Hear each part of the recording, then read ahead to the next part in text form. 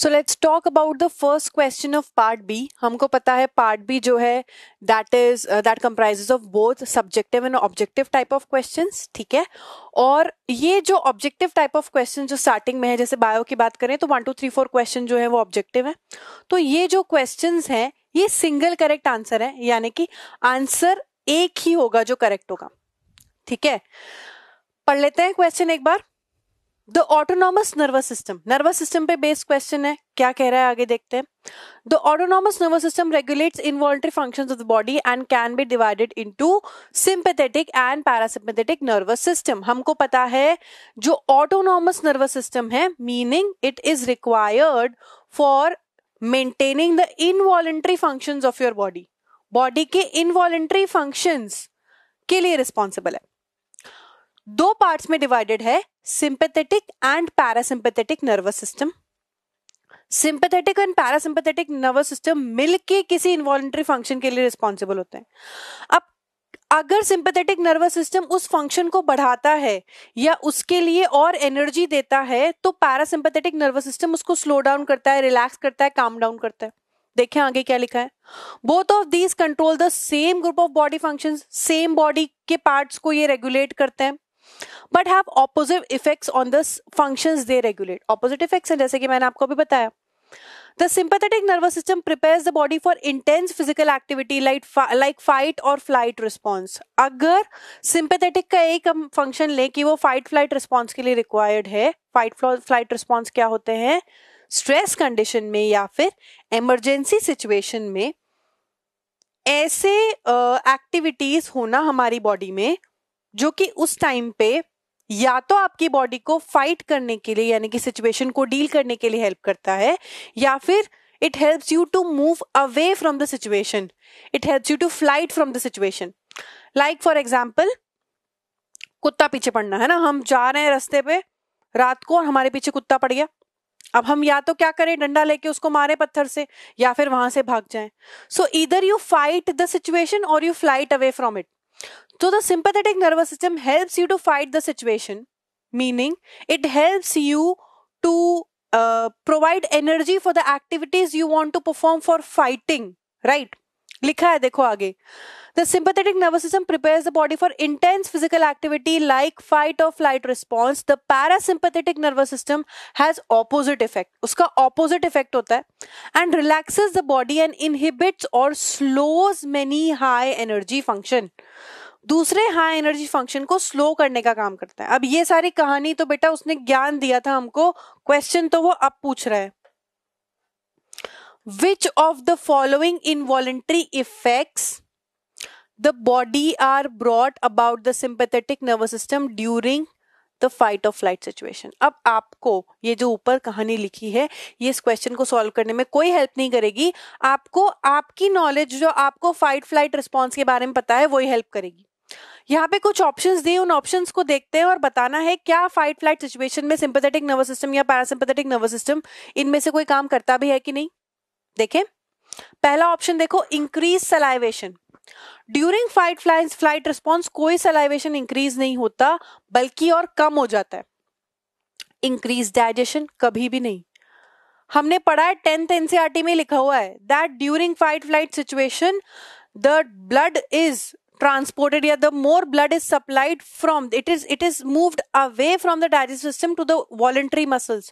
क्योंकि भागना है अगर आपको तो डाइजेस्टिव सिस्टम को जरूरत नहीं है ब्लड सप्लाई की, अभी किसको जरूरत है, वॉलंटरी मसल्स को. तो wrong. Loss of bowel and bladder control. Loss of bowel का मतलब है जो मैंने अभी आपको बताया कि डाइजेस्टिव सिस्टम यानी कि स्मॉल इंटेस्टाइन का जो काम है वो कम हो जाता है और ब्लैडर पे कंट्रोल भी कम होता जाता है. करेक्ट, ऐसा होता है फ्लाइट फाइट सिचुएशन में.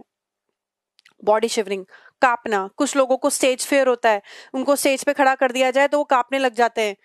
फियर कंडीशन थी, फाइट फ्लाइट सिचुएशन है, डेफिनेटली यस. क्राइंग कई बार बच्चे करते हैं, उनको डरा दो रोने लग जाते हैं.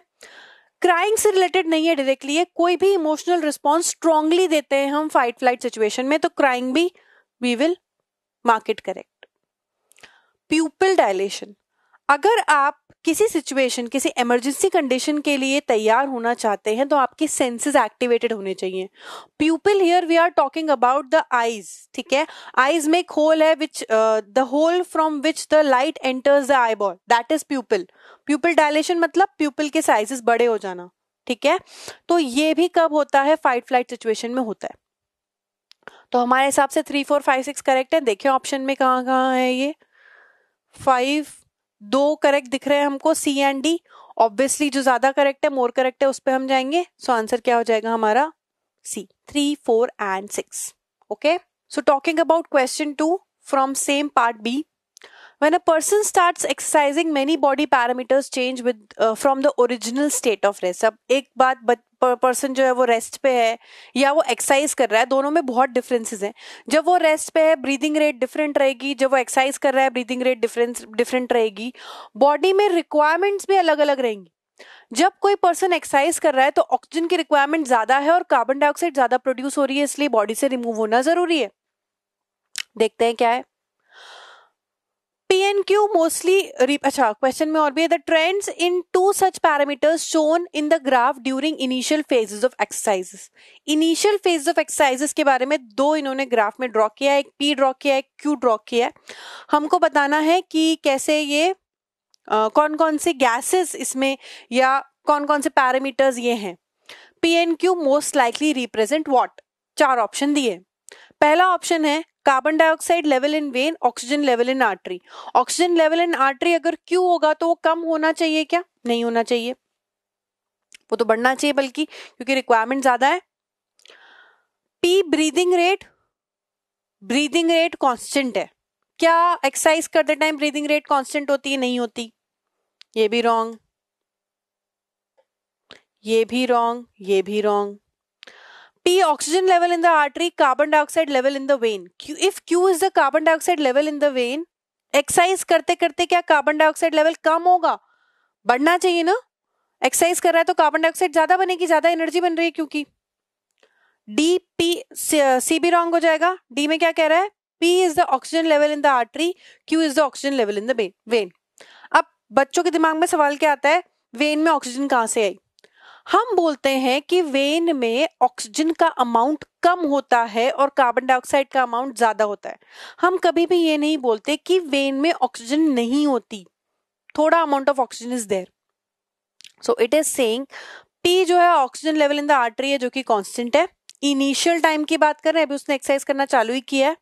और Q जो है oxygen level in the when है, क्योंकि धीरे धीरे कार्बन डाइऑक्साइड का अमाउंट ज्यादा बनने लगा है, इसलिए वेन में कार्बन डाइऑक्साइड ज्यादा है और ऑक्सीजन क्या है? कम है, कम होती जा रही है, जबकि आर्टरी में कांस्टेंट है. So the answer is D. Let's talk about another question, that is question number 3 of part B. ये भी उसी तरह का क्वेश्चन है, हमको कुछ पॉइंट्स दिए हैं, उनको पढ़ लेते हैं एक बार. Description of 4 biological samples are given below. ये माइक्रोस्कोपी का क्वेश्चन है बेटा, और अगर आपने 9th स्टैंडर्ड अच्छे से पढ़ी है तो आप ये क्वेश्चन आराम से, अच्छे से भी किया, अगर बेसिक भी पढ़ा है तुमने फर्स्ट चैप्टर सेल, तो भी तुम कर पाओगे आराम से. फर्स्ट पढ़ते हैं क्या लिखा है. किसी सेल के बारे में है ये, है ना, हमको बताना है वो कौन सा सेल है. देखो ऑप्शंस देखो क्या क्या लिखा है, virus, plant cell, ribosome, bacteria. तो स्ट्रक्चर के बारे में पॉइंट्स लिखे हैं, हमको बताना है किन स्ट्रक्चर्स के बारे में करेक्टली मेंशन्ड है. तो पहला है can be viewed using a light microscope with total magnification of 1000x, possesses cell wall and does not possess mitochondria. 1000x पे देख रहे हैं, सेल वॉल है, माइटोकॉन्ड्रिया नहीं है, तो डेफिनेटली ये क्या है?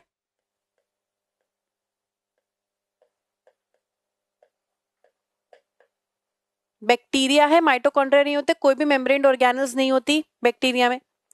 Can be seen using a light microscope of total magnification 100x, possesses a cell wall and has a nucleus. Nucleus भी है, सेल वॉल भी है, 100x पे देख पा रहे हैं. और ये क्या कहलाएगा? बोलो क्या होगा ये? Plant cell. अब देखो ऑप्शंस अपने पहले और दूसरे तो रॉन्ग हो गए, तीसरा भी रॉन्ग ही लग रहा है. आगे देखते हैं. Needs electron microscope for viewing, can be found attached two membrane system in the cytoplasm. इनमें से डेफिनेटली ये क्या है? अगर अटैचमेंट की बात कर रहे हैं तो ये डेफिनेटली राइबोसोम्स हैं. ऑप्शन सी करेक्ट हो रहा है. लास्ट ऑप्शन, लास्ट वाला पॉइंट भी देख लेते हैं. Need electron microscope for viewing, can not replicate on its own. सीधी सी बात, ऐसी इतनी बड़ी बात कह दी उसने तो हम डायरेक्टली बोल देंगे क्या है, virus. Virus can not replicate on its own, it requires a host cell. उसको एक होस्ट सेल की जरूरत होती है. तो हमारा ऑप्शन कौन सा करेक्ट हो गया, C. Very easy question, right. Next question will talk about question 4. Situational question है, कहानी टाइप दे रखी है, उसको रीड करके देख लेते हैं. Raja's mother collects all the kitchen waste every day and puts in a pot. सारा किचन वेस्ट कलेक्ट करती है. किचन वेस्ट क्या हो सकता है, चाय पत्ती है ना, वेजिटेबल पील्स हो सकते हैं, लेमन के छिलके हो सकते हैं, किसी फ्रूट के पील्स हो सकते हैं. She puts it in a pot, उसको एक सब सारे कचरे को एक पॉट में रख देती है. She then adds a few cut pieces of old paper. उसमें क्या ऐड कर रही है, ओल्ड पेपर यानी पुराना पेपर. अ स्पूनफुल ऑफ सार बटर मिल्क. बटर मिल्क यानी छाछ जो होती है, खट्टी छाछ उसने डाल दी उसमें. एंड सम सॉइल, और कुछ सॉइल भी डाल दी. She covers the pots and keep aside with intermittent mixing. उसको मिक्स करके वो साइड में उसको रख दिया. After several days it turns into a nutrient rich compost. क्या बन गया, न्यूट्रिएंट रिच कंपोस्ट बन गया. टू ग्रो प्लांट्स, प्लांट्स को अपने गार्डन में ग्रो करने के लिए वो इस कंपोस्ट को यूज करती थी. In context of decomposition of this composting process the most appropriate statement among the following is. आपको इनमें से बताना है कि सबसे एप्रोप्रिएट स्टेटमेंट क्या है. सारे ऑप्शंस पढ़ते हैं हम एक बार. Paper acts as a good source of carbon. सही बात है, paper good source of carbon है. While butter milk give correct acidity to the mixture. Acidity की यहाँ रिक्वायरमेंट नहीं है, बल्कि एसिडिटी से तो और माइक्रोब्स मर जाएंगे, तो ये हमारे काम का नहीं है. Soil acts as a good source of inorganic nitrogen while buttermilk is a good source of protein. Buttermilk से प्रोटीन नहीं मिलेगा, हमारे काम का नहीं है. Paper is a good source of carbon while buttermilk is a good source of starter bacteria. अब आपको पता है छाछ किससे बनता है, दही से, और उसके अंदर बैक्टीरिया होते हैं, तो स्टार्टर बैक्टीरिया का काम कर सकता है ये. Paper is a good source of fibre while buttermilk is a good source of fat. Not required. Fat क्या काम आएगा, हमको तो क्या करना है, कंपोस्टिंग करनी है, तो हमारा ऑप्शन सी करेक्ट हो जाएगा.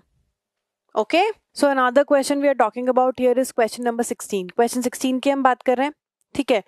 क्वेश्चन 16 में बहुत सारे डायग्राम्स दिए हुए हैं, बहुत डिटेल्ड मेंशन्ड ये क्वेश्चन है, तो इसको देख के घबराना नहीं है. क्वेश्चन पढ़ना है, हमको समझ में आएगा आंसर एक्चुअली क्या है. एक बार रीड करते हैं क्वेश्चन, फिर आगे इसके बारे में डिटेल में बात करते हैं. A famous experiment was performed by Tolman and Honzik, studied the behavior of rats in a complete maze for a period of 17 days. 17 days को एक मेज में, एक क्रिस क्रॉस क्रॉसवर्ड में वो रैट को छोड़ा करते थे और उनका जो बिहेवियर होता था उसको ऑब्जर्व करते थे, जिसके बेसिस पे उन्होंने कुछ बातें कही, कुछ रिजल्ट्स दी, कुछ कंक्लूजन्स दिए. Right. The rats had to find their way around the maze once every day. All rats were healthy and were given regular meals throughout the experiment. The rats have to find out their way around the maze once every day. एक बार दिन भर में उनको यहाँ से अपना रास्ता find out करना होता था और उनको रेगुलर मील्स दी जाती थी. Throughout the experiment, daily regular meals मिलती थी. The rats were divided into 3 groups which were treated as the following, reaching the end of the maze. 3 group में वो डिवाइडेड थे और उनके साथ ये ट्रीटमेंट्स होते थे. क्या क्या लिखा है देखते हैं. ग्रुप 1 के साथ डे 1 to 17 से डे 1 to 17 तक एक ही काम हुआ. वो क्या था देखो, every time the rats reach the and they were given additional food. Regular food तो मिल ही रहा है, एडिशनल फूड भी दिया गया. Day 1 to 10 every time the rats reach the and they were removed from the मेज. 1 to 10 डे पर तो उनको मेज से रिमूव कर दिया गया, और 11 to 17 डेज तक every time the rats reach the and they were given additional food. यानी कि शुरू के 1 से 10 दिन तक तो कोई एडिशनल फूड नहीं दिया, लेकिन 11 to 17 डेज तक उनको एडिशनल फूड दिया. यहाँ ग्रुप 1, ग्रुप 2, ग्रुप 3 को भी हम देखते हैं. अगर स्क्वायर बना हुआ है तो ग्रुप 1 है, सर्कुलर है ग्रुप 2 है, और ट्राइंगल है ग्रुप 3 है. तो ये वाला पोर्शन ये ग्रुप 3 है, ये ग्रुप 1 है, और ये ग्रुप 2 है. ग्रुप 2 के साथ देखो क्या हुआ, एरर होने के चांसेस कम होते गए. जब उनको एडिशनल फूड देते गए एरर होने के चांसेस कम होते गए, फिर कांस्टेंट हो गया. ग्रुप 1 के साथ एरर होने के चांसेस एकदम हमेशा से कम होते गए, पर एरर्स फिर भी थे. ग्रुप 3 के साथ क्या हुआ देखते हैं. Every time the rats reach the and they were remove from the मेज. हर बार जब वो एंड में पहुंचे उनको मेज से हटा दिया गया. ये वाला ग्रुप कौन से का है? ग्रुप 3 का है, ट्राइंगल वाला. ये 3 लिखा है यहाँ पे. The average number of errors, any deviation from the shortest correct part to reach the end observed for each group of rats is shown in the graph below. Graph हमने समझ ही लिया. तो ग्रुप 3 को अलग से खाना नहीं दिया गया, बस रिमूव किया गया. ग्रुप 2 को कुछ दिन तक तो खाना दिया गया, जैसे खाना दिया उनका एरर होने के चांसेस बिल्कुल कम हो गए. और ग्रुप 1 के साथ कोई उनको रिमूव नहीं किया गया, बस उनको खाना देने लगे एट द एंड. तो धीरे धीरे इन सब के एरर होने के चांसेस क्या हो गए? कम होते गए. ग्रुप 3 के सबसे कम हुए क्योंकि उनको कोई एडिशनल फूड, कोई एडिशनल रिवॉर्ड नहीं मिल रहा था. ठीक है, अब हम देखते हैं true false. A few statements are listed below. Based on the results of the experiment, identify each of the statement as true or false. True or false. I will write T for true and F for false. First पढ़ते हैं हम. Rats need good nutritional status to perform well in the maze. Rat को good nutritional status चाहिए मेज में perform करने के लिए. ये हमको यहाँ पे ही समझ में आ जाता है that all rats were healthy and were given regular meals. इसीलिए हमको समझ में आता है कि गुड न्यूट्रिशनल स्टेटस की तो उसको रिक्वायरमेंट थी ही. सही, ट्रू लिख देते हैं. अच्छा, ये पूरा जो एक्सपेरिमेंट है इसको हम कहते हैं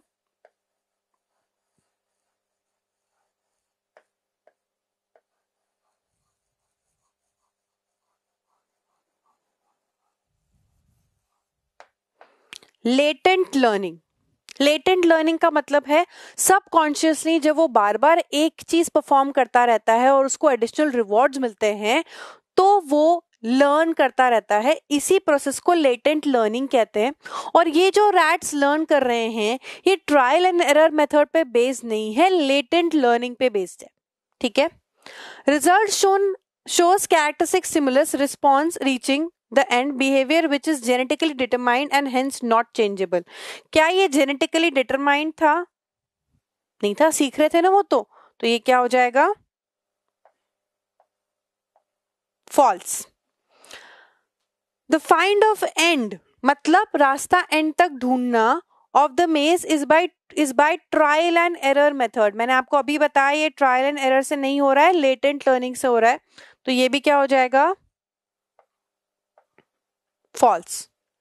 Rewarding the rats has improved the end results. दिख रहा है अपने को साथ में, जहां जहां रिवॉर्ड्स मिले वहां वहां एरर कम हुआ, जहां रिवॉर्ड्स नहीं थे वहां पे एरर ज्यादा था. 3 में देखो कोई रिवॉर्ड नहीं था. रिवॉर्ड था कि उनको बस निकाला गया, फूड नहीं दिया गया. तो ये क्या हो जाएगा? True. There was active learning happening in rats in group 2 even before day 11. Day 11 के पहले भी रैपिड लर्निंग हो रही थी. दिख रहा है ये वाला ग्राफ ग्रुप 2 में डॉटेड वाला है ना. तो रैपिड लर्निंग हो रही थी तभी एरर कम हो रहा है ना. तो हम इसमें क्या लिखेंगे? इसमें भी हम ट्रू लिखेंगे. ठीक है. ऐसा ही एक और क्वेश्चन दिया है, आगे वो देखते हैं हम. So question number 16.2 same experiment पे एक और क्वेश्चन है, देखते हैं. What response can be expected if the rats in group 1 were kept hungry? Hungry अगर उनको रखा जाता है, भूखा रखा जाता है, तो क्या रिस्पॉन्स है? बिफोर द एक्सपेरिमेंट अगर उनको एक्सपेरिमेंट के पहले यहाँ जो फूड दिया गया है वो नहीं दिया गया. Assume that all the conditions in the above experimental setup remain the same. Choose the most appropriate options from choices below and justify your choice based on the experimental observation present above only. Also give reason for rejecting the other 3 option. बाकी 3 option को reject करने के पीछे reason भी देना है. तो देखते हैं. Overall rise of line 1 and above line 3. rise of line 1 जो है वो राइज हो जाएगी और लाइन 3 जो है वो नीचे आ जाएगी. पर यहाँ पे सिर्फ ग्रुप 1 की बात कर रहे हैं.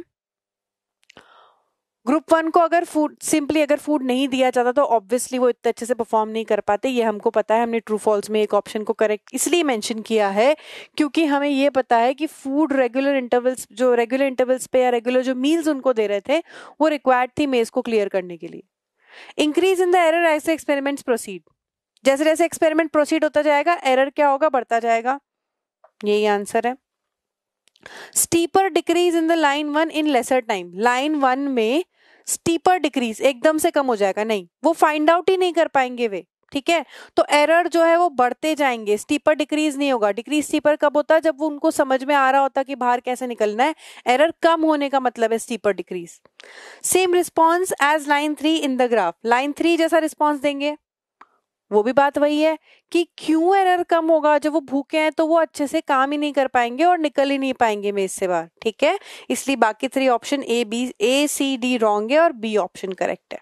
Okay, let's talk about next question, that is question 18। ये भी डायग्राम बेस्ड क्वेश्चन है और सब्जेक्टिव क्वेश्चन है, जिसमें 1-2 ऑब्जेक्टिव क्वेश्चंस भी मेंशन्ड है।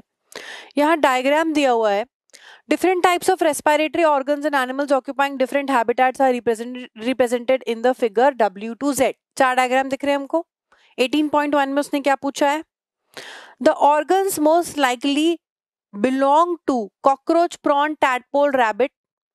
इनमें से आपको बताना है कि ये किसके हैं, तो हम यहाँ मेंशन कर लेते हैं W based on the diagrams, ये हम आंसर दे रहे हैं X Y Z।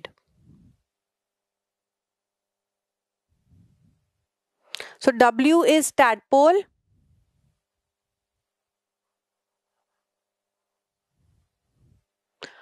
X is prawn,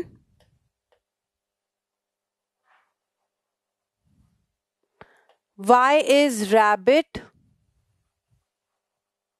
lungs है ये, Z is cockroach, tracheal system।